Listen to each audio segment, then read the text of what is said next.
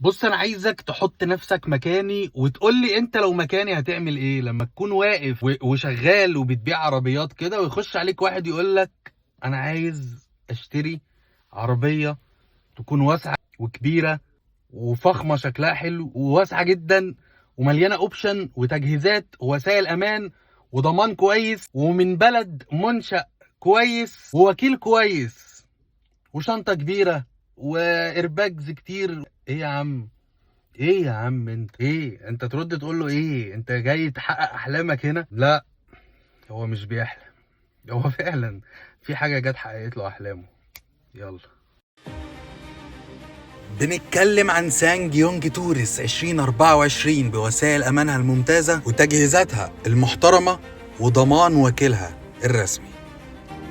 هيد لايتس LED مع فوج لايتس من LED، كيلس انتري وستارت انجن، ستيرنج ويل مصنوعة من الجلد مع مالتي فانكشن وكروز كنترول وشيفت بادلز. 3 شاشات في انتيريور العربية، الكتريك سيت مع تسخين للكراسي الخلفية وتبريد وتسخين للكراسي الأمامية. شنطة كهرباء بحجم حمولة 700 لتر مع دواسات سانج يونج الأصلية. الكتريك هاند بريك مع 3 ألوان تختار بينهم للانتيريور.